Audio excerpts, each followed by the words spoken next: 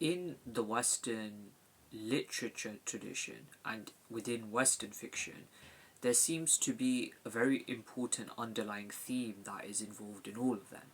Whether it be contemporary stories such as Harry Potter, The Hunger Games, or Maze Runner, or more classic stories,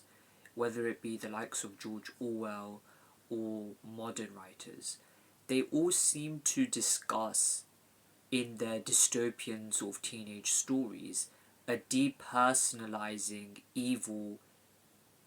institution or apparatus that seeks to strip away the liberty or freedoms of people and thereby taking away justice and fairness in a society by delving into the private lives of the people and informing their every actions and punishing them if they don't fit into a certain preset standard. This, of course, has in mind the fear and fundamental insecurity of the Western psyche of preventing the state from interfering in the private lives of the people.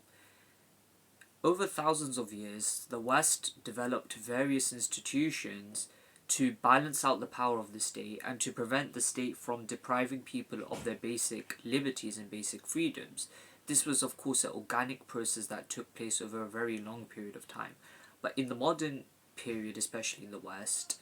we see within the Western psyche, the collective Western conscious, this anxiety of preventing the state, the apparatus of the state in the West especially, from becoming too powerful and from preventing it from delving and interfering in the private lives of the people and robbing them of their liberties. Hence, in a lot of works of fiction within the West, this fundamental anxiety is reflected, where the bad guys or the villains, whether they be Voldemort and his Death Eaters in Harry Potter, the state of Panem in Hunger Games, or the big sort of pharmaceutical corporations in Maze Runner, and various other stories, and even more classical stories such as Big Brother in George Orwell's 1984, or The Pigs led by Napoleon in Animal Farm, a depersonalizing, authoritarian state or institution or corporation or a sort of group of families that are conspiring to bring power to themselves, that they would rob the people of their liberty.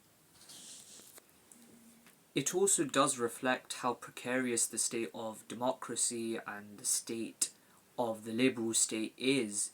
within the West, but even in a more global context.